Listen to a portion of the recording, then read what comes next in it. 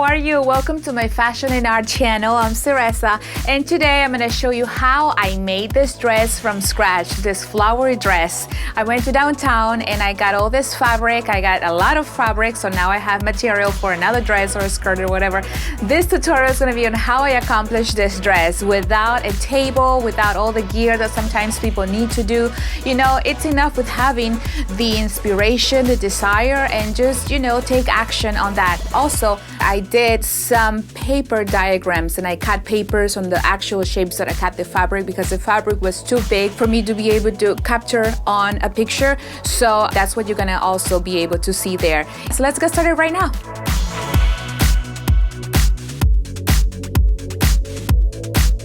So imagine this is the fabric and you're gonna fold a corner to the top corner and just make sure you have a perfect square. And every corner has to be perfect and matching. And of course, it's gonna be a little bit more challenging because the actual fabric is a little more linsey. But you're going to fold this 3 times until you achieve this little shape, and then you're gonna cut off that corner. From there, you're gonna continue cutting off the little pointy edge, and even after that, you need to keep on cutting off little parts in order to achieve a perfect, smooth, round curve, because that's gonna be the circle of the skirt. The skirt is a circle actually. So the front part of the skirt, you're going to measure 18 inches, and from there you are going to cut off that remaining. And the way you're gonna do it to be perfect is not to cut it to be 18 inches from that part of the skirt, but you're gonna cut it from that edge, the very edge. So from there, you're going to fold it in different parts, and each folding, you're going to put a point. And then in that point that you do, you're gonna put another point and another point and another point until you feel confident to make a line.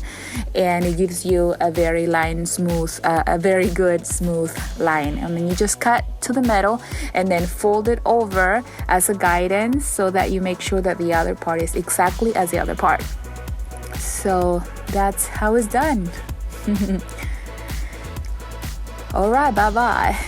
So this part here is the front part of the skirt, and then now we have the back part of the skirt. So once that's done, we're going to proceed to measure your waist and your higher hip, and whatever it is, the diameter, you're going to only use half of it and make 2 panels, one for the front and one for the back. And of course the waist is smaller and the higher hip is going to be wider. Once you have all of your measurements, you're going to cut off the remainders, but before you cut off, you have to make sure that you have an inch away from what you're going to cut so that you can make your sewing like that. So it's just going to allow you to not alter the size, the measurements that you did if you have that extra inch before you cut the fabric.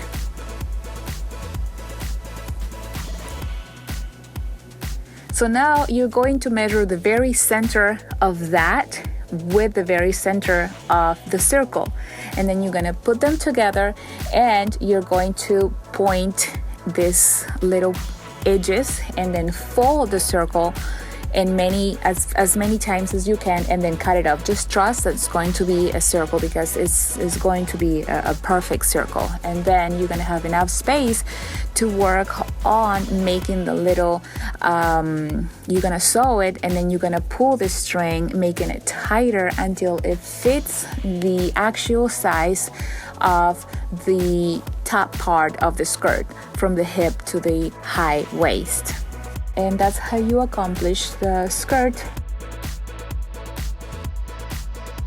this is 2 panels on the top, and one is going to be without foldings, 28 inches, and the other one is going to be also without folding anything, 28 inches. 2 panels of 28 inches, and then from there you're going to make the little foldings 1 inch in and 2 inches out, and 1 inch in and 2 inches out, and like that you're going to accomplish a panel that is going to have the measurements of 9 inches long by still 10 inches and a half tall. So those are going to be the panels. It's pretty much this with this measuring tape what it's going to look like, just as you see it. And then this is the part where I'm going to put a little bit more of a easier time on myself, because this is actually a neck part for a shirt, and you can get it at any store or in the internet. It's like from $5 to $10, just depends where you buy it. It's actually very good. I bought 3 of this. So one is for the front part, and the other identical one is for the shoulder, and that's gonna go on the back of the neck, and also for the other side, for the other shoulder, that's going to also have all the surrounding from the back part of the neck to your chest area, and it's actually going to be looking very nice. You're gonna see once I put it all together right now, and these little studs are very good for making the design jump a little bit more. I decided to put it in the middle of the flowers so that it makes things more like 3D kind of looking. So I'm assembling the other parts. Here I'm working in a panel that is going to be for the front part of the top of the dress. And this is how I did it. I did the top part one by one, and I sew it and then went down and sew it again. And that's how you kind of keep on going until the bottom, so you can accomplish this even as you can. And then I wanted to decorate this with red, so just put one part in there, that in every line that you sewed, make sure that you put this red stripe or whatever stripe or the color or design that you have. You don't even have to do this. It could be just plain 9-inch long panels or whatever your measurements are. And then I fold it over, and then I made another fold and used the machine for sewing it. And as you can see, I felt very confident passing the machine through, and it's not gonna be all super perfect because this is not a factory, because it's all done freehand actually. And I had the help of this mannequin. You can have a help of an actual person that can volunteer to have the dress put around and measure, and maybe have a couple of poking with the needles. Not really, but that could happen. So this mannequin, I use it a lot because it's just making things easier for me to be able to accomplish the things that I want to accomplish. So I started to wrap it around and making the adjustments that I needed to make. But then I noticed that maybe it would be a better idea to use a tank top that I feel it fits perfect, as I feel the cuts and the curves of my armpit and the arm would be. So I decided to put that tank top on the mannequin, and then I put the measuring again, so that pointed much better what I wanted to see. And then I started to make the adjustments, and then once I made the shape, I sewed it and I cut off the excess fabric. There you have it.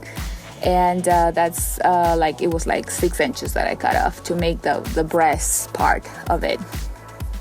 And then you have to do the same process for the bottom part, so it goes and gets this nice shape on you. And also I'm cutting the armpit side on the bottom, and then you have to fold it over and sew that very carefully and cut any excesses. After you do your adjustments and wrap it around the mannequin, you just make sure that you do your own adjustments and that you make it as clean as possible on the inside as well. So now I'm working in the back part of the dress, and I'm using the actual tank top to have a reference. So I kind of alter it a little bit here and there because, you know, according to what I wanted to come up with, and this is what it came out to be. So this is what is going to look in the back once you put the whole tank top together. The necklace lace is going to wrap around until there only. But if you are smaller than me, then it'll kind of like wrap around completely, or maybe your lace necklace is bigger and you maybe even have to cut off some parts of it. But whatever it is, just make sure that you have the adjustments that you need to make if you have a mannequin or with the person that has your similar body type, or if you're making that for the actual person. And now I am going to be working on the skirt. So this red thing that I'm doing is actually the belt of the skirt. Here, this is the skirt, the top part of the skirt. That's the one that's going to be wrapping around from your waist to your high hip. So the red belt, you're gonna put it at the end once you have your measurements and you cut exactly what you need to cut off. And this is what's going to look like. And then you're gonna sew. Remember that you need to have this extra inch or half an inch to have space to sew, so that you don't run short on your measurements. And now I'm putting this belt on the waist, this red belt. And now I'm gonna proceed to do the skirt. So I use another dress of mine just to have a reference of what I'm doing, so I can have a clearer picture. So this is how the fabric came out. It's just a little twisted, but it's actually a perfect circle. I spent a lot of time. I did have my frustrations here and there, but you know what? It's all going to come out good if you have patience and dedicate that time to really, work through that little frustrations here and there, because the excitement of having all this done is going to be greater than any frustration. So remain focused on that original picture, and then you'll make things happen. It's not going to be that complicated. Just little challenges. And as you can see, I use the floor for it. So I'm going to use the top part of the skirt to see how it's going to be in good alignment with the whole of the skirt, because I needed to pull that string, and it needed to be done. It could be done all the way around the skirt or only the back part. In this case, I did only the back part, but you can do it all around. Just, make sure that it perfectly goes in the same measurement that the high hip of the wrap around from the waist to the higher hip goes to be in perfect alignment to continue down to this nice flowy skirt. So this is how I make sure it goes well, and then measuring in it, and then I just started sewing it, and this is what it looks like. And if you don't have a machine, you can go ahead and sew carefully. Make sure that your way of sewing it is pretty even as much as you can, and you dedicate that time that you need to dedicate. But this is a skirt. This is what it looks like after it's been sewn. And this is the top part. The top is ready and the skirt is ready, and I am putting them together, and I'm going to leave an open space in my abdomen because that's like the trendy thing that's going on right now. Just have nice air going in your abdomen area and the dresses. So that's pretty much what I decided to do. As you can see and hear, this is the end result, but not really, because then I decided to highlight the whole design with black paint, and I went in the edges of all the red stripes on the waist, and I liked it. And I also worked on the little stripes that go from the neck and wrap around, and I feel it kind of blend everything more. It came more together. So fabric black paint is the one that you see on the corner. Yeah, that was it. So I hope you had fun. So where there is a will, there is a way. So yes, exactly, that's what happened here. You know, you got to see all that I went through. Even I put the fabric on my lap and then I just mixed and matched little things and came with ideas, and I got my frustrations here and there, but my excitement and my I can't wait to see the outcome was a lot bigger than any frustration. So I highly recommend for you to focus on the original excitement that you had, because the challenges will come along, but you know, that's nothing. That's just fuel for you to be able to accomplish a badass looking whatever you want to do. All right, guys, much love, love, love, love, love. Mwah. Kisses and hugs, and make sure that you subscribed and you comment. It's very important that we get to know each other and that you share with your friends. And if you find this helpful, please give me a little thumbs up there. All right, bye.